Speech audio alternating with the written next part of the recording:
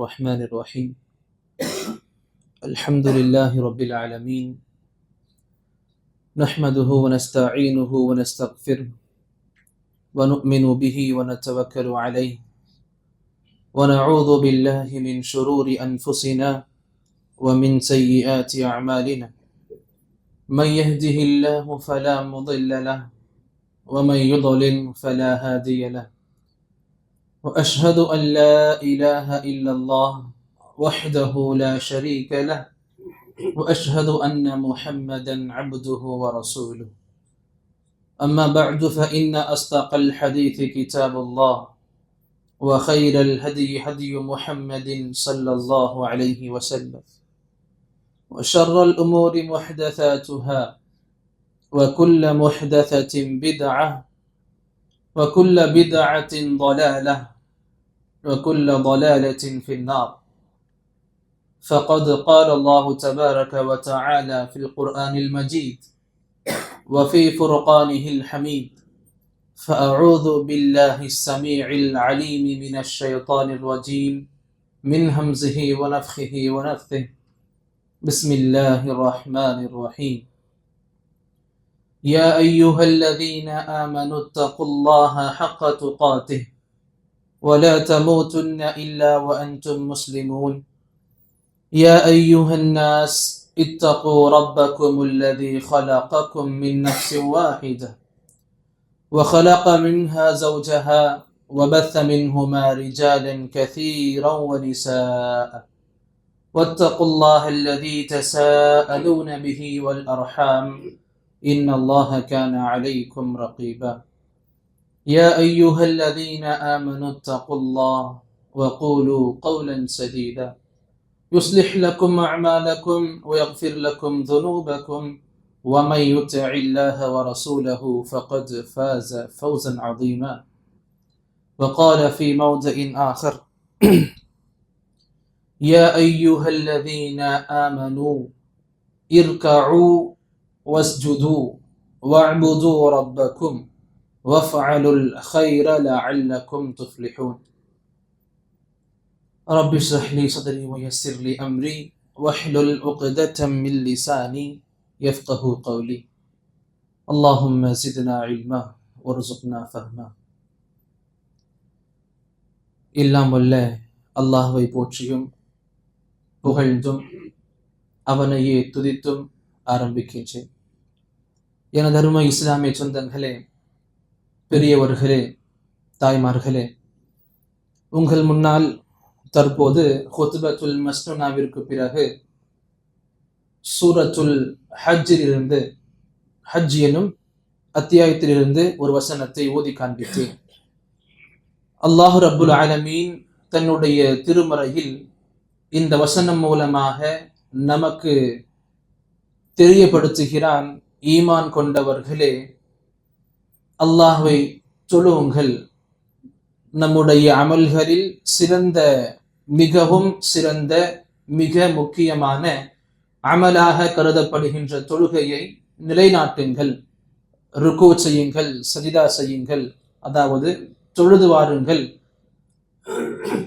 அல்லாஹ்விற்கு கட்டுப்படுங்கள், அல்லாஹ்வை வழிபடுங்கள்.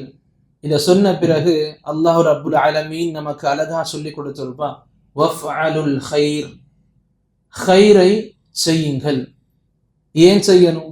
லஅல்லக்கும் துஃப்லிஹூன், நீங்கள் வெற்றி அடைய விரும்புகிறீர் என்றால் இதையெல்லாம் பண்ணு. எங்கெங்கெல்லாம் நமக்கு இந்த இஸ்லாமிய மொழியில வெற்றி அப்படின்ற வார்த்தையை நம்ம கேட்கிறோமோ, அல்லாஹுடைய வேதத்துல இருக்கட்டும், நபியுடைய சுன்னாக்கள்ல இருக்கட்டும், சஹாபாக்களின் பேச்சுக்கள்ல இருக்கட்டும், எங்கெங்கெல்லாம் வெற்றி அடைதல் என்கிற ஒரு வார்த்தையை நாம் கேட்போமோ அங்கெல்லாம் புரிஞ்சுக்கணும் இந்த வெற்றிக்கான அர்த்தம் என்ன.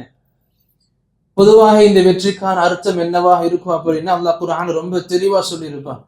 எந்த மனிதன் நரகத்திலிருந்து பாதுகாக்கப்பட்டு உதுகிலல் ஜன்னah, சுவனத்தில் நுழைவிக்கப்படுவானோ ஃபக்கத் ஃபாஸ், அவனே வெற்றியாளன். ஆக நரகத்திலிருந்து பாதுகாக்கப்பட்டு சுவனத்திற்கு செல்வதை இஸ்லாம் நமக்கு வெற்றி எனும் வார்த்தையை கொண்டு அடையாளப்படுத்துகிறது. ஆக இப்படிப்பட்ட வெற்றி உங்களுக்கு வேண்டும் என்றால், இந்த வெற்றியை நீங்களும் சுவைக்க வேண்டும் என்றால் அல்லாஹ் சொல்லி கொடுத்தான், தொழுது வாருங்கள், அல்லாஹ் ஒருவனுக்கு மட்டுமே நம்முடைய வணக்க வழிபாடுகளை ஆக்கி கொள்ளுங்கள். கடைசியா சொல்லி முடிச்சான், வஃபஅலுல் கைர், கைரை செய்யுங்கள். கைர்னா என்ன? கைர் எப்படிப்பட்ட ஒரு வார்த்தை அப்படின்னா, நல்ல விஷயங்கள் எல்லாமுமே அதில் அடங்கும். நல்ல விஷயங்கள் எல்லாமுமே கைர் என்ற வார்த்தை அடங்கிடும். எந்த ஒரு நல்ல விஷயத்தை பத்தி நாம யோசிச்சாலும் அது கைர் என்ற வார்த்தைக்குள்ள வரும். எந்த ஒரு நல்ல அமல் நம்ம பண்ண முயற்சித்தாலும் கைர் என்ற வார்த்தையில வந்துடும். எந்த நல்ல அமல்கள் நாம செய்வோமோ, யோசிப்போமோ, நாடுவோமோ, நினைப்போமோ, நல்ல விஷயங்கள் எல்லாத்தையுமே உள்ளடக்கிய ஒரே வார்த்தை கைர் அப்படின்னு சொல்லலாம். ஆக அல்லாஹ் சொல்றான், நலவுகள் செய்யுங்க, நிறைய நல்ல விஷயங்களை செய்யுங்க. ஆக இந்த நல்ல விஷயங்கள் சம்பந்தமாக பேசும் பொழுது இந்த ஜும்ஆவின் வாயிலாக நம்முடைய வாழ்க்கையில் மிகவும் தேவைப்படுகின்ற ஒரு நல்ல விஷயத்தை பற்றி எடுத்து காட்ட விரும்புவேன். என்ன அப்படின்னா, நம்முடைய மக்களில் எந்த எந்த மனிதர்கள் கஷ்டத்தில் இருக்கிறார்களோ, எந்த எந்த மனிதர்கள் இன்னல்கள் இருக்கிறார்களோ, எந்த மனிதர்களின் வாழ்க்கையில் சுகங்கள் இல்லாமல் சோகங்கள் நிரம்பியிருக்கிறதோ, அந்த மனிதர்களுக்கு அவர்களின் துன்பத்தை நீக்க நாம் உதவி செய்வது, பிறருக்காக வேண்டி உதவி செய்வது நபி ஸல்லல்லாஹு அலைஹி வஸல்லம் நமக்கு நிறைய உதாரணங்களை கொண்டு சொல்லிக் கொடுத்தாங்க. ஆர்வமூட்டும் வண்ணமாக பார்க்கும் பொழுது அதுல நபி அழகா சொல்லிக் கொடுப்பாங்க ஸல்லல்லாஹு அலைஹி வஸல்லம், பிற மக்களுடைய தேவைகளுக்காக நம்முடைய வாழ்க்கையை கழிக்கக்கூடிய ஒருவர், பிற மக்களுடைய தேவைகளுக்காக தன்னுடைய வாழ்க்கையை கழிக்கும் ஒருவர், நபி சொன்னாங்க, முஜாஹிதை போன்றாவார். அல்லாஹ்வுடைய பாதையில் அறப்போர் செய்தவர் எந்த அளவுக்கு சிறப்பு மிக்க ஒரு நபராக இருக்கிறாரோ, அல்லாஹ்வுடைய மார்க்கத்துக்காக உழைக்கக்கூடியவர் எந்த அளவுக்கு சிறந்த மனிதனாக அல்லாஹ்வின் பார்வையில் இருக்கிறாரோ, நபி சொல்லி கொடுத்தாங்க, அந்த சிறப்பு உங்களுக்கு இங்கேயும் கிடைக்கும். என்ன பண்ணும் பொழுது நபி அழகா சொல்லியிருப்பாங்க, அஸ்ஸாஇ அலல் அர்மலதி வல் மிஸ்கீன் கல் முஜாஹித் ஃபீ சபீலில்லாஹ். விதவைகளின் மீதும் ஏழைகளின் மீதும் தம்முடைய உழைப்பை போடுபவர்கள், விதவைகளுக்காக உழைப்பது, ஏழை எளியவர்களுக்காக உழைப்பது, அவர்களுக்காக வேண்டி சில அளவுகளை பண்றது, நபி சொல்லி கொடுத்தாங்க, அல்லாஹ்வின் பாதையில் எப்படி முஜாஹித் இருப்பாரோ அதே போல இவருக்கு நன்மைகளும் இருக்கு. நபி நமக்கு இங்கே ஆர்வங்கள் அதிகப்படுத்துவாங்க. இந்த அளவுக்கு சிறப்புகள் நீங்க பிறருக்கு உதவி செய்யறது மூலமா உங்களுக்கு கிடைக்கும். அதே நபி நமக்கு இதுவும் சொல்லி கொடுப்பாங்க, பொதுவாக அல்லாஹ்வுடைய நெருக்கம் நமக்கு அதிகமாக வேணும் அப்படின்னா நபி சொல்லி கொடுத்த அழகான ஒரு முறை வணக்க வழிபாடுகள். இந்த ஃபர்து வணக்கங்கள், கடமையான வணக்கங்கள் நம்ம செய்து முடித்த பிறகு எந்த அளவுக்கு நஃபிலான வணக்கங்களில், உபரியான வணக்கங்களில் நம்மை நாமளே ஈடுபடுத்திக் கொள்வோமோ, அதிகமாக்கி கொள்வோமோ, நபி சொன்னாங்க, அல்லாஹ்வுடைய நெருக்கம் அவருக்கு அந்த அளவுக்கு இருக்கும். எந்த மனிதன் தன்னுடைய நஃபில் வணக்கத்தை அதிகமாக்கி கொள்வானோ அல்லாஹ்வுடைய நெருக்கம் அந்த அளவுக்கு அவனுக்கு அதிகமாக கிடைக்கும். இப்படி சொல்லிக் கொடுத்த நபி நமக்கு இங்க இப்படியும் சொல்லிக் கொடுப்பாங்க, நீங்க செய்யக்கூடிய, நீங்க வழங்கக்கூடிய நஃபில் வணக்கங்களை விடவும் பிறருக்கு உதவி செய்யக்கூடிய இந்த குணம் உங்களுக்கு சிறந்தது. நபி அழகா சொல்லிக் கொடுப்பாங்க. ஹதீஸை கேட்கணும் அப்படின்னா இமாம் அல்பானி அலைஹி ரஹ்மா ஹசன் தெரிவிச்ச ஹதீஸ் ஒண்ணு. நபி அலைஹிஸ்ஸலாம் அவங்க நமக்கு சொல்லிக் கொடுப்பாங்க, வல அன் அம்ஷிய மஅ அகின் ஃபீ ஹாஜத்தின் அஹப்பு இலைய மின் அன் அஅதகிஃப் ஃபீ ஹாதல் மஸ்ஜித் ஷஹரா. நபி சொன்னாங்க, தன்னுடைய தோழனின் தேவைகளை சரி பண்றதுக்காக அவனோடு எடுத்து வைக்கக்கூடிய சில அடிகள். நபி சொன்னாங்க, ஒரு நபருடைய சகோதர சகோதரியுடைய தேவைகளை பூர்த்தி செய்யும் வண்ணம், அவங்களுடைய கஷ்டத்தை சரி பண்ணும் வண்ணம் அவரோடு எடுத்து வைக்கக்கூடிய சில அடிகள் இருக்கும். அவர் நடப்போம் இல்ல, சில நடைகள், சில அடிகள். நபி சொன்னாங்க, அது உங்களுக்கு ரொம்ப சிறந்தது. எதை விட தெரியுமா? மின் அன் அஅதகிஃப் ஃபீ ஹாதல் மஸ்ஜித் ஷஹரா. நபி சொன்னாங்க, இந்த மஸ்ஜிதானே, அதாவது நபியின் மஸ்ஜிதானே, மஸ்ஜிதின் நபவியை விட அங்க இஅ்திகாஃப் பண்றது மிக சிறந்தது. பொதுவாகவே நபி சொன்னாங்க, இஅ்திகாஃபுக்காக நீங்க நியத்து வச்சு போகக்கூடிய இடங்கள் வெறும் 3 பள்ளி இருக்க முடியும். 3 பள்ளிகளை விட நீங்க நியத்துகளை வச்சு இது கண்டிப்பா நான் இங்க போய் அடையக்கூடிய இடம்ன்ற அளவுக்கு நீங்க ஒரு பயணத்தை மேற்கொண்டு போனோம் அப்படின்னா 3 பள்ளிகள் அனுமதி இருக்கு. அதுல ஒண்ணு நபி சொல்லி கொடுத்தாங்க, நபியுடைய பள்ளி. அப்ப நபியுடைய பள்ளியில் இஅ்திகாஃப் இருக்கிறது மிக சிறந்த அமல்கள்ல ஒண்ணு. அல்ஹம்துலில்லாஹ். ஆக நபி சொல்லி கொடுத்தாங்க, நபியுடைய பள்ளியில 1 மாத காலம் இஅ்திகாஃப் இருப்பதை விட உங்க சகோதரனின் தேவைக்காக அவனோடு நடக்கிறீங்க பாத்தீங்களா, அந்த நடைகள் உங்களுக்கு சிறப்பு கொடுக்கும் தான். சுப்ஹானல்லாஹ். ஆக நமக்கு நம்முடைய நஃபில் வணக்கங்களை விடவும் நம்முடைய சிறப்புகளை நமக்கு அதிகமாகி கொடுக்கிற விஷயம் ஒண்ணு இருக்கு அப்படின்னா நம்முடைய சகோதர சகோதரிகளின் தேவைகளுக்காக நேரங்களை ஒதுக்கிறது. ஆக அன்பார்ந்தவர்களே, எப்பொழுதும் சுயநலமாக மட்டும் வாழ்ந்துடக்கூடாது. எங்க சுயநலம் இருக்கணும் அப்படின்னா நான் முதல்ல நரகத்தை விட்டு பாதுகாக்கப்படணும், நான் முதல்ல அல்லாஹ்வுடைய கோபத்தை விட்டு பாதுகாக்கப்படணும், சொர்க்கத்துக்கு நான் முதல்ல போயிடணும். அல்லாஹ் சொல்லி கொடுத்தா கூ அன்ஃபுஸக்கும், நீங்க முதல்ல உங்களை காப்பாத்திக் கொள்ளுங்க. அங்க சுயநலம் இருக்கணும். அல்லாஹ் அங்கேயே முடிச்சு விட நமக்கு அங்க சொல்லியும் கொடுத்தா அஹ்லீக்கும். சுயநலமாக வாழ்றது முஸ்லிமுடைய அழகு கிடையாது. எங்கு நாம நமக்கான தேவைகளை புரிஞ்சு வச்சிருக்கோமோ அல்லாஹ் அங்கேயே சொல்லி கொடுத்தா உங்க உறவுகளுடைய தேவைகளும் நீங்க புரிஞ்சுக்கணும். ஆக சுயநலமாக வாழ்க்கை வாழ்வது இஸ்லாம் வெறுக்கிற வாழ்க்கையில ஒண்ணு. புரிஞ்சுக்க அன்பார்ந்தவர்களே, இன்னைக்கு நம்ம மக்கள் மத்தியில எத்தனையோ நபர்கள் எத்தனையோ தேவைகள் இருக்கிறாங்க. மக்களின் தேவைகளை என்ன ஆரம்பிச்சா எண்ணி அடங்காது. அந்த அளவுக்கு தேவைகள், எண்ணற்ற தேவைகளில் மக்களுடைய தேவைகள் இருக்கு. எந்தெந்த அளவுக்கு, குறிப்பாக எக்ஸாம்பிள் சொல்லணும் அப்படின்னா, எத்தனையோ மனிதர்கள் உணவுக்காக தேவையில் இருக்காங்க, எத்தனையோ மனிதர்கள் குடிக்கிற தண்ணியுடைய தேவையில் இருக்காங்க, எத்தனையோ மனிதர்கள் போட்டுக்க ட்ரெஸ் இல்லாம அந்த ட்ரெஸ்ஸுடைய தேவையில் இருக்கிறாங்க, எத்தனையோ மனிதர்கள் தன்னுடைய சிகிச்சைக்காக மருந்து மாத்திரம் வாங்கக்கூடிய தேவையில் இருக்காங்க, எத்தனையோ மனிதர்கள் நம்ம ஆறுதலா பேசக்கூடிய 2 வார்த்தைகளுக்கு தேவையில் இருக்காங்க, எத்தனையோ மனிதர்கள் வழிகாட்டுறதுக்கு ஆள் இல்லாம சரியான வழிகாட்டுதலின் தேவையில் இருக்காங்க. ஆக இப்படி மனிதர்களின் தேவைகள் நாம எண்ணிக்கிட்டே போகலாம். இந்த தேவைகளில் நாம அவங்களுக்கு உதவிடும் பொழுது சுப்ஹானல்லாஹ், அல்லாஹ் ரப்புல் ஆலமீன் நம்முடைய வாழ்க்கையில் நிறைய நலவுகளை கொடுக்கிறான். இப்படி நான் மற்ற மக்களுடைய தேவைகளுக்காக வேண்டி உழைக்கிறேன் அப்படின்னா அல்லாஹ் என்னுடைய வாழ்க்கையை நிறைய சிறப்புகளை கொடுக்கிறான். நீங்க இன்னும் வேறு மக்களுடைய தேவைகளுக்காக நீங்க உழைப்பீங்க அப்படின்னா அல்லாஹ் உங்க வாழ்க்கையை நிறைய சிறப்புகளை கொடுக்கிறான். இஸ்லாம் எப்பவுமே நான் புரிஞ்சுக்கணும், உங்களை மட்டுமே நீங்க பார்த்துக்கோங்கன்னு சொல்ற மார்க்கம் அறவே கிடையாது. ஆக எந்த அளவுக்கு பிற மக்களின் தேவையினால் உங்களுடைய சிறப்புகள் கிடைக்குது அப்படின்னா நபி நிறைய சொல்லி கொடுத்திருப்பாங்க. ஒரு 4-5 அதுல சொல்லணும் அப்படின்னா முதல்ல புரிஞ்சுக்கணும், அல்லாஹ்வுடைய நேசம் நமக்கு ரொம்ப இலகுவாக கிடைக்கிற வழிகள்ல ஒண்ணு. நம்முடைய வாழ்க்கை முழுக்க இந்த போராட்டம் எதுக்கு இருக்குது? அல்லாஹ் என்ன நேசிக்கணும். அல்லாஹ்வுடைய நேசம் இல்லாம, அல்லாஹ்வுடைய அருள் இல்லாம, அல்லாஹ்வுடைய மகிமை கிருபை இல்லாம யாராலையும் சொர்க்கத்துக்கு போக முடியாது. வெறும் அமல்கள் மட்டுமே வச்சுக்கிட்டு யாராலையும் சொர்க்கத்துக்கு போக முடியாது. சஹாபாக்கள் கேட்ட, நபி உங்களாலையுமா? நபி சொன்னா, ஆமா என்னாலையுமே சொர்க்கத்துக்கு போக முடியாது வெறும் அமலை மட்டும் வச்சுக்கிட்டு. அல்லாஹ் ரப்புல் ஆலமீன் யாரின் மீது இரக்கம் காட்டுவானோ அல்லாஹ்வுடைய இரக்கத்தினால் தான் சொர்க்கத்துக்கு எல்லா மக்களும் போவாங்கன்னு புரிஞ்சுக்கணும்.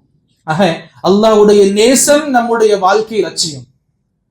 அல்லாஹ்வுடைய பாசத்தை அடைவது நம்முடைய இலக்காக இருக்குது. இங்கு நபி சொல்லி கொடுக்கிறாங்க, அப்படிப்பட்ட இறைவனின் நேசம் உங்களுக்கு கிடைக்கிறதுக்கு மிக இலகுவான வழிகள்ல ஒண்ணு நபி சொல்லி கொடுத்தாங்க, அஹப்புன் நாஸி இலல்லாஹ், அல்லாஹ்விடத்தில் மிகவும் நேசத்திற்குரிய நபர்கள் யார் அப்படின்னா அன்ஃபஉஹும் லின்னாஸ், மக்களுக்கு யார் பயனளிப்பார்களோ, சக மக்களுக்கு யார் பயனளிப்பார்களோ நபி சொன்னாங்க அவங்க அல்லாஹ்வுக்கு ரொம்ப பிடிச்ச மக்கள்ல இருப்பாங்க. ஆக பிற மக்களுடைய உதவிகள்ல நம்ம வாழ்க்கையை கழிக்கிறது அல்லாஹ்வுடைய நேசத்தை நாம எடுக்கிறதுக்கு, அல்லாஹ்வுடைய நேசத்தை நாம சம்பாதிக்கிறதுக்கு ஒரு அர்த்தமாக இருக்கின்றதையும் புரிஞ்சிக்க முடியுது. அதே போல நாம பிறருக்கு உதவுற காரணத்தினால நம்முடைய வாழ்க்கையில நாம அடைய பெறுகின்ற ஒரு சிறப்பு இன்னொன்னு என்ன அப்படின்னா, அல்லாஹ் ரப்புல் ஆலமீன் நமக்கு கொடுத்திருக்கானே அவனுடைய நியமத்துகள், அல்லாஹ் நமக்கு கொடுத்திருக்காங்க நியமத்துகள், எண்ணற்ற நியமத்துகள். அந்த நியமத்துகள் அப்படியே வளமையாக இருக்கணும், தொடர்ச்சியாக என்கிட்ட அந்த நியமத்துகள் இருந்துகிட்டே இருக்கணும் அப்படின்னா நபி சொல்லி கொடுத்தாங்க, அந்த நியமத்துகளை கொண்டு சக மக்களுடைய உதவிகள் செய்யுங்க. நபி அழகா சொல்லி கொடுப்பாங்க. அதே போல ஹதீஸும் கூட சிறந்த தரம் கொண்ட ஹதீஸ்கள் இருக்குது. நபி சொல்லி கொடுப்பாங்க ஸல்லல்லாஹு அலைஹி வஸல்லம், இன்ன லில்லாஹி அக்வாமன், அல்லாஹ் ரப்புல் ஆலமீன் சில மக்களை இக்தஸஹும் தேர்ந்தெடுத்து வச்சிருப்பான். சில மக்களை அல்லாஹ் தேர்ந்தெடுத்திருப்பான். எதை கொண்டு? பின்னியாம் நியமத்துகளை கொண்டு. அல்லாஹ் தன்னுடைய நியமத்துகளை கொண்டு சில மக்களை மட்டுமே தேர்ந்தெடுத்து சூஸ் பண்ணி வச்சிருப்பான். எந்த காரணத்துக்காக தெரியுமா? லி மனாஃபிஇஹிமுல் இபாத், லி மனாஃபிஇல் இபாத், மக்களுடைய நலன்களுக்காக அல்லாஹ் சில மக்களை தேர்ந்தெடுத்திருப்பான். எப்படி தேர்ந்தெடுப்பான்? அல்லாஹ் அவங்களுக்கு நிறைய வசதிகளை ஏற்படுத்தி கொடுப்பான். யார் யாருக்கெல்லாம் வசதி வாய்ப்புகள் இருக்குதோ, யாரு செல்வம் படைச்ச மக்களா இருக்கீங்க நல்லபடியா கேட்டுக்கணும். அல்லாஹ் நபி சொல்லி கொடுத்தாங்க, எந்த எந்த மனிதர்கள் தன்னுடைய நியமத்துகள் தனக்கு பெறப்பட்ட நியமத்துகளை கொண்டு சக மக்களுக்கு உதவி செய்வார்களோ, அல்லாஹ் நபி சொன்னாங்க, அந்த மக்களை அல்லாஹ் ரப்புல் ஆலமீன் தேர்ந்தெடுத்து கொண்டான். நபி அதோட முடிச்சுக்கல, பிறகும் சொல்லி கொடுத்தாங்க, எந்த அளவுக்கு அந்த நியமத்துகளை கொண்டு வேற மக்களுக்கு சக மக்களுக்கு உதவி செய்வாங்களோ அல்லாஹ் அந்த நியமத்தை அவங்க வாழ்க்கையில வச்சுக்கிட்டே இருப்பான், வலிமையாக கொடுத்துக்கிட்டே இருப்பான். எந்த அளவுக்கு நான் பிற மக்கள் உதவி செஞ்சுக்கிட்டு இருப்பேனோ அந்த நியமத்தை கூட அல்லாஹ் எனக்கு இன்னும் கொடுத்துக்கிட்டே இருப்பான். அதே கொடுக்காம போனா, அதை நாம பிற மக்களுக்கு அல்லாஹ் கொடுத்த நியமத்துகளை கொண்டு எதுவும் பண்ணாம போனா, நபி சொல்லி கொடுத்தாங்க, இதா மனஊஹா, அல்லாஹ் கொடுத்த நியமத்துகளை அவங்க பிற மக்களின் மீது செலவு செய்யாம இருக்காங்க அப்படின்னா நபி சொல்லி கொடுத்தாங்க, ஃபஹவ்வலஹா இலா கைரிஹிம், அல்லாஹ் தஆலா இந்த நியமத்தை வேறு மக்களுக்கு மாத்திடுவான். வேறு எந்த மக்கள் இந்த நல்ல குணம் படைச்சிருப்பாங்களோ அவங்களுக்கு அல்லாஹ் மாத்திக்கிட்டு இருப்பான். எப்ப? அல்லாஹ் கொடுத்த நியமத்துகள் நம்ம பிற மக்களுக்கு வழங்காம இருக்கும் பொழுது. புரிஞ்சுக்கணும், என்னுடைய நியமத் உங்களுடைய நியமத் என்கிட்ட உங்ககிட்ட வலிமையாக இருக்கணும்னு விரும்புறோமா? அந்த நியமத்துகளை கொண்டு யார் யாரெல்லாம் கஷ்டப்பட்டுக்கிட்டு இருக்கிறாங்களோ அவங்க கஷ்டங்களை தீர்க்கிறதுக்கு இன்ஷா அல்லாஹ் முயற்சி பண்ணுவோம் இன்ஷா அல்லாஹ். அதே போல அடுத்த ஒரு சிறப்பாக, அதாவது பிற மக்களுக்கு உதவி செய்யும் பொழுது நாம அடையக்கூடிய சிறப்புகளில் மூன்றாவது சிறப்பாக பார்க்கணும் அப்படின்னா, நபி சொல்லி கொடுப்பாங்க, எல்லாருக்கும் தெரிஞ்ச ஹதீஸ்கள்ல ஒண்ணு, ஒவ்வொரு நாளுமே காலை பொழுதை ஒரு மனிதன் அடையும் பொழுது அவன் 360 சதகாக்கள் செய்யறதுக்கு கடமையாக்கப்பட்டிருக்கிறான். அதாவது நபி சொன்னாங்க, ஒரு மனிதனுடைய தலையிலிருந்து கால் வரைக்கும் எடுத்துக்கிட்டோம் அப்படின்னா உடம்புல 360 மூட்டுகள் இருக்கு, 7 மூட்டுகள் ஜாயின்ஸ் இருக்கு. அந்த 360 மூட்டுகளுக்கு ஒவ்வொரு காலையிலையும், வாழ்நாள்ல ஒரு முறை கிடையாது, ஒவ்வொரு நாளும் காலையில அந்த மனிதன் அந்த 360 மூட்டுகளுக்கு சதக்கா பண்ணக்கூடிய கடமைகள் இருக்கு. அலல் முஸ்லிம் என்ற வார்த்தை வரும், இதனுடைய விளக்கம் உலமாக்கள் கொடுப்பாங்க, அவன் கடமையாக்கப்பட்டிருக்கிறான். நபி நமக்கு இந்த கடமைகளை தவிர்க்கிறதுக்கு பூரணப்படுத்துறதுக்கு நபி நமக்கு நிறைய வழிகளை கொடுத்திருக்காங்க. அது நமக்கு தெரிஞ்ச வழிகள்ல ஒண்ணு இஷ்ராக் தொழுவது, துஹா தொழுவது. நபி அதை மட்டும் சொல்லி கொடுக்கல, நபி சொல்லி கொடுத்தா இன்னும் நிறைய வழிகள் இருக்கு. அதன் மூலமாக நீங்க உங்க உடம்பிற்கான சதகாக்களை தினமும் கொடுக்கலாம். அது நபி ஒண்ணு சொல்லி இருப்பாங்க, யார் ரொம்ப கஷ்டப்பட்டு கொண்டிருக்கிறார்களோ, யார் துன்பப்பட்டு கொண்டிருக்கிறார்களோ, யாருடைய வாழ்க்கையில் தேவைகள் அதிகமாக இருக்குதோ அவங்களுடைய தேவைகள் போறதுக்கு உதவி பண்ணுங்க. ஆக யாருடைய வாழ்க்கை கஷ்டத்தில் இருக்கு அவங்களை தேடி தேடி உதவி பண்ணும் பொழுது நபி சொல்லி கொடுத்தாங்க, உங்க உடம்புக்கு நீங்க செய்யக்கூடிய சதகாக்கள் அதன் மூலமா அல்லாஹ் தஆலா உங்களுக்கு நிவர்த்தி பண்றான். இது என்னுடைய வாழ்க்கையில் நான் பிறருக்கு செய்யக்கூடிய உதவியினால நான் பெறுகின்ற சிறப்புகள்ல ஒன்னாக பார்க்கலாம். அடுத்து நான்காவது சிறப்பாக பார்க்கும் பொழுது, அல்லாஹ்வுடைய உதவியை நாம நம் பக்கம் எடுத்துக்கிறதுக்கு மிக சிறந்த வழிகள்ல ஒண்ணு பிற மக்களுக்கு உதவி செய்யும். அல்லாஹ்வுடைய பொதுவான நீதி அதுதான். எப்படி ஒரு மனிதன் பிற மனிதர்களோடு நடந்து கொள்கிறானோ அதே போலதான் அல்லாஹ் அவன் நடந்துக்கிறான். நபி சொல்லி கொடுப்பாங்க, பெரிய ஹதீஸும் கூட நபி அழகா சொல்லுவாங்க, மன் சதர முஸ்லிமன், எந்த ஒரு முஸ்லிம் இன்னொரு முஸ்லிமுடைய குறைகளை மறைப்பாரோ, குறைகளை வெளிப்படுத்தாம, புறம் பேசாம, அங்கங்க அசிங்கப்படுத்தாம, குறைகளை எந்த ஒரு முஸ்லிம் மறைப்பாரோ, நபி சொல்லி கொடுத்தாங்க, சதரஹுல்லாஹு அலைஹி, அல்லாஹ் தஆலா அவனுடைய குறைகளை மறைப்பான். எங்க தெரியுமா? மறுமை நாள்லயும் உலகத்திலையும். பிறருக்கு நாம அவருடைய குறைகளை வெளிப்படுத்தாம நமக்கு தெரிஞ்சிருந்தாலும் நமக்குள்ளே வச்சுக்கிறது, நம்முடைய உலகத்திலையும் சரி நாளை மறுமையிலையும் சரி நம்முடைய குறைகள் அல்லாஹ் தஆலா மறைக்கிறேன்னு சொல்றான். அதே போல மன் நஃபஸ அன் முஃமினின் குரபத்தன் மின் குரபித் துன்யா, ஒரு முஸ்லிம் இன்னொரு முஸ்லிமுடைய உலக வாழ்க்கையின் தேவைகள்ல ஒரு தேவையை பூர்த்தி பண்றதுக்காக உழைச்சாலும் சரி, பூர்த்தி செய்தாலும் சரி, நபி சொல்லி கொடுத்தாங்க, நஃபஸ் அல்லாஹு அன்ஹு குர்பத்தன் மின் குரபி யௌமில் கியாமah, மறுமை நாளுடைய கஷ்டங்களை விட்டு அல்லாஹ் தஆலா அவனை பாதுகாக்கிறான். எப்படி? நான் மற்ற உலக மக்களுடைய கஷ்டங்கள்ல இருந்து ஒரு கஷ்டத்தை நான் நீக்கிறதுக்கு முயன்ற அப்படின்னா அல்லாஹ் என்னுடைய மறுமை சார்ந்த கஷ்டங்களை நீக்கி கொடுக்க சொல்றான்.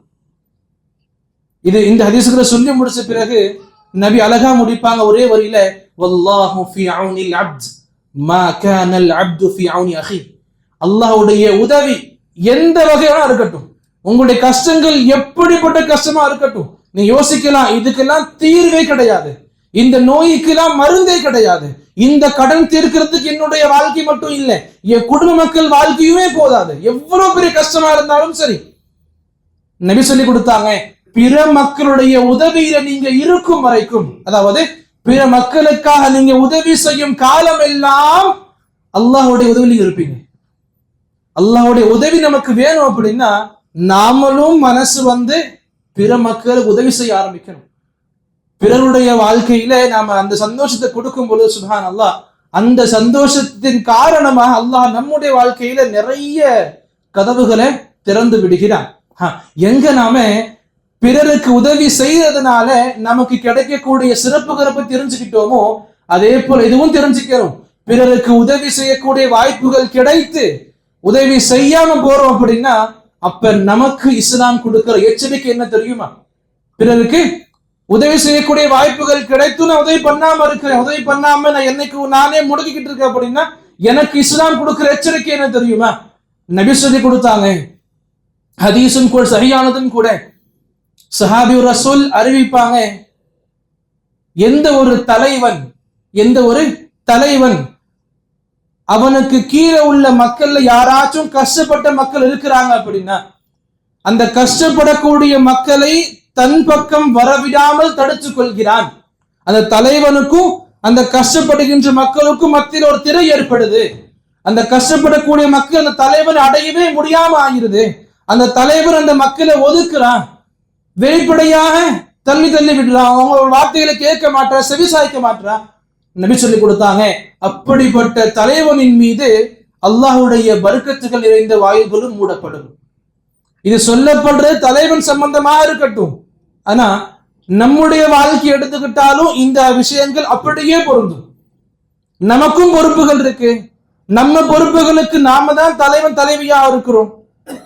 நம்முடைய பொறுப்பின் கீழே உள்ள மக்கள் கஷ்டத்துல இருக்கும் பொழுது அவங்களுடைய கஷ்டத்தை காது கொடுத்து கேட்கிறது, அவங்களுடைய கஷ்டத்தை காது கொடுத்து கேட்கிறது.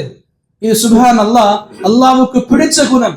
எப்ப நாம் அவங்க கஷ்டத்தை கேட்க கூட மனசு வரமாட்டேங்குது, நமக்கு கேட்க கூட முன் வர மாட்டேங்கிறோமோ நாம, நபி சொல்லி கொடுத்தாங்க, இப்படிப்பட்ட இறுகிய உள்ளம் கொண்டவங்கள் மீதும் அல்லாஹ்வுடைய பரக்கத்துகளுடைய வாயில்கள் அப்படியே மூடப்படும்.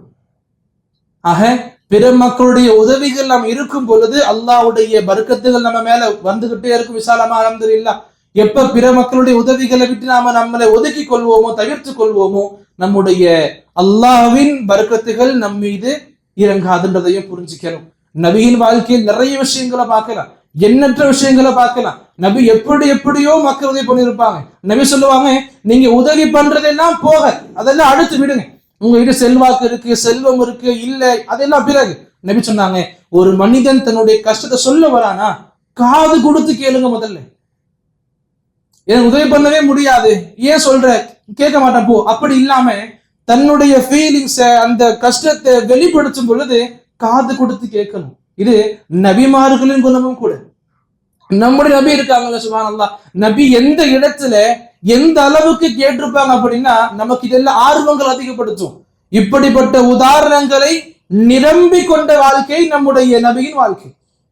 சுப்ஹானல்லாஹ். நபியை நாம கொஞ்சம் கொஞ்சமா படிக்கும் பொழுது நமக்கு நிறைய விஷயங்கள் புரிய வரும். இப்படிப்பட்ட மனிதரை நம்ம நபியின் பார்த்துக்கிட்டு இருக்கோம். சுப்ஹானல்லாஹ். எந்த அளவுக்குன்னா நபியுடைய பள்ளியில மக்கள் தொழுகைக்கு நின்றுவாங்க, தொழுகைக்கு ஜமாத்தை நின்றுவாங்க, இகாமத் சொல்லப்படும், இகாமத் சொல்லப்படும், தொழுகை வைக்கிறதுக்காக நபி வந்துகிட்டு இருப்பாங்க. அந்த நேரத்துல ஒரு மனிதர் நபிய நிப்பாட்டி தன்னுடைய கவலைகளை சொல்ல ஆரம்பிப்பார். இகாமத் சொல்லப்படும் நபியுடைய பள்ளியில சஃப்ல சஹாபாக்கள் நின்றுகிட்டு இருக்காங்க. ஒரு சஹாபி நபி கிட்ட வந்து கவலையை சொல்லிக்கிட்டு இருக்கார். நபி காது கொடுத்து கேட்கிறாங்க. இங்க நின்றுட்டு இருக்கிறவங்க தொழுகைக்கு நிக்கிறாங்க. என்ன தொழுகைக்கு நிக்கிறாங்க இப்பயும் கேட்கணும். நபி நின்று கேட்டாங்க. எந்த அளவு கேட்டாங்க தெரியுமா? சுப்ஹானல்லாஹ். அந்த ஹதீஸை அறிவிக்கக்கூடிய அறிவிப்பாளர் சொல்லுவாரு, நபி கேட்டுக்கிட்டே இருந்தாங்க, கேட்டுக்கிட்டே இருந்தாங்க, கேட்டுக்கிட்டே இருந்தாங்க. எது வரைக்கும் அப்படின்னா தொழுகைக்கு என்ன சஹாபாக்கள்ல சிலருக்கு சிற்றுறக்கம் வந்துருச்சு, உறங்க ஆரம்பிச்சுட்டாங்க இந்த வரி. அந்த அளவுக்கு நபி அவருடைய வார்த்தைகளை ரொம்ப உன்னிப்பா கேட்டுக்கிட்டு இருந்தாங்க. சஹாபாக்கு எதுவும் சொல்லுவாங்க, நான் பேசும் பொழுது நபி எந்த அளவுக்கு உன்னிப்பாய் வார்த்தைகளை கேட்பாங்க அப்படின்னா எல்லா சஹாபாக்களுக்கும் அந்த உள்ள உணர்வு ஏற்படுமா, நபி என்னுடைய வார்த்தைகளுக்கு தான் இந்த அளவுக்கு முக்கியத்துவம் கொடுத்து கேட்டிருக்காங்க. இந்த அளவுக்கு நம்ம கிட்ட யாரு பேச வந்தாலும் அவங்களுடைய வார்த்தைகளை காது கொடுத்து கேட்கிறது நபியுடைய பழக்கமா இருக்கு. அன்பார்ந்தவர்களே, நமக்கு எந்த ஒரு விஷயமும் செய்ய முடியாம போயிடலாம், செல்வாக்கு இல்லாம போயிடலாம், காது கொடுத்து கேட்கறது ஒரு சுன்னா. நமக்கு நம்முடைய வாழ்க்கையில் நிறைய விஷயங்கள் எடுத்து கொடுக்கிற வழிகள்ல ஒண்ணு. இன்னொன்னு ரெக்கமெண்ட் பண்றது. நமக்கு எந்த ஒரு உதவி பண்றதுக்கான வாய்ப்பு இருக்காது, நமக்கு அந்த வசதி இருக்காது. நமக்கு தெரியும் இவர்கிட்ட போனா இவர் வேலை முடிஞ்சிடும். நாம என்னுடைய வார்த்தைகளை கொண்டு ஒரு நபர் இவருக்கு வேலை போட்டு கொடுப்பார் அப்படின்னா அந்த நபர்கிட்ட நான் ரெக்கமெண்ட் பண்றது இருக்கு. அவர் மேல கஷ்டப்பட்டுக்கிட்டு இருக்காரு, உங்களால முடிஞ்ச வேலை போட்டு கொடுங்க. அப்படி உங்க வார்த்தையை கேட்டு அந்த நபர் வேலை போட்டு கொடுத்தாரு அப்படின்னா எவ்வளவு பேர் நன்மைகள் நீங்க சொந்தக்காரங்க இருப்பீங்க தெரியுமா? சுப்ஹானல்லாஹ். நபியுமே கூட நிறைய இடங்கள்ல சொல்லி கொடுப்பாங்க. நபி சொல்லி கொடுத்துட்டு இருப்பாங்க, ஒரு இடத்துல உட்கார்ந்து முஸ்லிம்கள் ஒருத்தருக்கு ஒருத்தர் நல்ல பில்டிங் போல இருக்கணும், ஒரு கட்டிடம் போல இருக்கணும், செங்கல் எப்படி இணைஞ்சு இருக்குதோ அந்த அளவுக்கு ஒரு முஸ்லிம் இன்னொரு முஸ்லிம் இணைஞ்சு இருக்கணும்னு சொல்லி கைகளை வச்சு எக்ஸாம்பிள் காட்டுவாங்க, இணைச்சு காட்டுவாங்க. அந்த சமயத்துல ஒரு மனிதர் வருவார். ஒரு மனிதர் வந்து நபி கிட்ட தன்னுடைய தேவையை கேட்பார். நபி கிட்ட அந்த நேரத்தை செய்ய முடியாம போயிடும், இல்லாம இருக்கும். அப்ப நபி சஹாபாக்களை பார்த்து சொல்லுவாங்க, இஷ்ஃபஉ, இவருக்காக நீங்க முடிஞ்சா ரெக்கமெண்ட் பண்ணுங்க. என்ன கிடைக்கும் தெரியுமா? நீங்க ரெக்கமெண்ட் தான் பண்ணுவீங்க, அதற்காக நன்மைகள் நிறைய அனுபவிப்பீங்க. நீங்க முடிஞ்சா ரெக்கமெண்ட் பண்ணுங்க, அது நன்மைகள் நிறைய பார்ப்பீங்க. அல்லாஹ் குர்ஆன்லயே அழகா சொல்லி கொடுப்பான், மன் யஷ்ஃபஅ ஷஃபாஅத்தன் ஹஸனத்தன் யகுல் லஹு நஸீபு மின்ஹா. எந்த ஒரு நபர் அந்த ரெக்கமெண்ட் சிபாரிசு செய்வாரோ அந்த சிபாரிசின் மூலமாக பயன் பெறக்கூடிய மக்கள் இருப்பாங்க அப்படின்னா அந்த முழு நன்மைகள்ல இவங்களுக்கும் பங்கு இருக்கு. யாருக்கு சிபாரிசு பண்ணாருல அவருக்கும். நபியுமே கூட ஒரு வார்த்தை ஒரு சம்பவத்தை சொல்லி முடிச்சுக்கிறேன் இன்ஷா அல்லாஹ். நபியுடைய காலகட்டத்துல மதீனால இருக்கும் பொழுது அது அடிமைகளுடைய காலகட்டம் கூட இல்ல. அப்ப அதுல ஒரு அடிமை பெண் வருவாங்க, பரீரா பேர் அவங்களது. அவங்க வருவாங்க, அவங்களுடைய அடிமைத்தரம் விடுவிக்கப்பட்டிருக்கும். ஒரு அடிமையிலிருந்து விடுவிக்கப்பட்ட ஒரு நபரா வருவாங்க. இன்னொரு அடிமை இருப்பாங்க முகீஸ்ன்னு சொல்லிட்டு, ரெண்டு பேருக்கும் நிக்காஹ் நடந்து முடிஞ்சிருக்கும். முகீஸுக்கும் இந்த பரீரா ரெண்டு நபர்களுக்கும் நிக்காஹ் முடிஞ்சிருக்கும். இஸ்லாமிய சட்டங்கள்ல இதுவும் ஒண்ணு, அடிமைகளாக இருந்து நிக்காஹ் முடிக்கப்பட்டு அதுல ஒரு அடிமைக்கு விடுதலை கிடைக்குது அப்படின்னா அந்த நிக்காவை மேற்கொள்றதும் அடுத்த கட்டத்துக்கு கொண்டு போறதும் அந்த நிக்காஹ் முடிச்சு அவங்களுக்கு உரிமை இருக்கு. நிக்காஹ் முடிச்சுக்கிறதுக்கும் அந்த நிக்காஹ் மேற்கொண்டு போறதுக்கும் உரிமை அவங்களுக்கு இருக்கு. யாருக்கு? விடுதலையாக்கப்பட்ட நபருக்கு, அடிமைக்கு. அப்படி இந்த அடிமை பெண் விடுதலையாக்கப்பட்டு வராங்க. இவருடைய கணவர் இன்னும் அடிமையாகவே இருக்காரு. அப்ப இவங்க சொல்றாங்க, எனக்கு இந்த நிக்காஹ் வேணாம், நான் வேற நிக்காஹுக்கு போய்க்கிறேன், இந்த நிக்காஹ் நான் முடிச்சுக்கிறேன்னு சொல்றாங்க. இது இவர் கணவருக்கு கஷ்டமா போகுது. மதீனாவுடைய தெருக்கல்ல அந்த பெண்ணுடைய பின்னாடி கத்திக்கிட்டே அழுதுகிட்டே கெஞ்சிக்கிட்டே போறாங்க, ஏன் கொஞ்சம் இருந்துக்கோங்களேன், அட்ஜஸ்ட் பண்ணி கெஞ்சிக்கிட்டே போறாங்க. நபியும் பார்த்துக்கிட்டு இருக்காங்க இந்த விஷயத்த. நபி வந்து அந்த பெண்மணி சொல்றாங்க, பரீராவே கொஞ்சம் அட்ஜஸ்ட் பண்ணி போயிடலாமே. அப்ப அந்த அடிமை பெண் விடுதலைப்பட்டாங்க. அவங்க நபி கிட்ட கேட்பாங்க, நபியே இது உங்க கட்டளையா ஆலோசனையா? இது உங்க கட்டளையா ஆலோசனையா? கட்டளையா இருந்தா வேற வழி இல்லை, கண்டிப்பா நான் அக்செப்ட் பண்ணிப்பேன், ஏன்னா உங்க மேல ஒரு நேசம் அப்படி எனக்கு. ஆலோசனையா இருந்தா என் மேல விட்டுருங்க நபி. நபி சொன்னாங்க, கட்டுரையெல்லாம் கிடையாதுமா, ஆலோசனையா கொடுக்குறேன். அவங்க சொன்னாங்க, அப்ப நபி உங்களுடைய ஆலோசனையா இருக்கு அப்படின்னா நான் இந்த நிக்காவை முடிச்சுக்க விரும்புறேன் அப்படின்னு சொல்லி நிக்காவை முடிச்சுக்கிட்டாங்க. இங்க என்ன புரிஞ்சுக்க முடியும்? நபி சிபாரிசு பண்றதுக்கு நபியுமே நான் இவ்வளவு பெருசா இருக்க நான் ஏன் போகணும், உலக மக்களின் தலைவனா இருக்க நான் ஏன் போகணும் அப்படி கருதாம அவங்களா முன்னேறி போனாங்க. பிற மக்களுடைய கஷ்டங்களை உங்க கஷ்டங்களா பாருங்க, பிற மக்களின் சுகங்கள்ல உங்க சுகத்தை காணுங்க. இன்ஷா அல்லாஹ் அல்லாஹ் நமக்கு பெரிய பெரிய சிறப்புகளை கொடுப்பான் இன்ஷா அல்லாஹ். எப்பொழுதுமே இந்த சுயநலமாக விரும்பக்கூடிய வாழ்க்கையை விட்டுட்டு பொதுநலமாக வாழக்கூடிய வாழ்க்கை ஆரம்பிங்க இன்ஷா அல்லாஹ். அல்லாஹ் ரப்புல் ஆலமீன் நம்முடைய வாழ்க்கையில எந்த அளவுக்கு பொதுநலமாக வாழ்ந்தால் இந்த எல்லா சிறப்புகளும் இன்னும் அனைத்து சிறப்புகளும் நமக்கு கிடைக்க இருக்குமோ அத்தகைய பொதுநலமான வாழ்க்கையை வாழ செய்வானாக. எந்த எந்த வாழ்க்கையை வாழும் பொழுது, எந்த எந்த முறைகளில் வாழ்க்கையை கழிக்கும் பொழுது அல்லாஹ் நமக்கு பிற மக்களுடைய தேவைகளும் பூர்த்தி செய்யக்கூடிய அளவுக்கு, இன்னும் நம்முடைய தேவைகளை பர்க்கத் அதிகமாகும் அளவுக்கு அல்லாஹ் ரப்புல் ஆலமீன் அத்தகைய சிறப்பு அம்சங்களை பூர்த்திய வாழ்க்கையாக நம்ம வாழ்க்கையை வாழச் செய்வானாக. அல்லாஹ் ரப்புல் ஆலமீன் எந்த அளவுக்கு கஷ்டப்படுகின்ற மக்களை காணும் பொழுது நம்மால் முடிந்த ஏதாவது ஒன்றை கண்டிப்பா செய்யக்கூடிய வாய்ப்பை வழங்குவனாக. இந்த வழியில் இடையோடு தரக்கூடிய அனைத்து விதமான சைத்தான்கள் அல்லாஹ் விட்டு நம்மை பாதுகாப்பானாக. அல்லாஹ் ரப்புல் ஆலமீன் எதுவரை நம்மை வாழச் செய்வானோ உண்மையான சிறந்த அழகான முறையான முஸ்லிமாக வாழச் செய்வானாக. அல்லாஹ் எப்பொழுது நம்மை அழைத்துக் கொள்வானோ சிறந்த ஈமானிய நிலையில், உயர்ந்த ஈமானிய நிலையில், முழுமையான ஈமானிய இஹ்சானில் அல்லாஹ் நம்மை அழைத்துக் கொள்வானாக. اللهم آمين. أقول قولي هذا أستغفر الله لي ولكم ولسائر المؤمنين من كل ذنب فاستغفروه إنه هو الغفور الرحيم.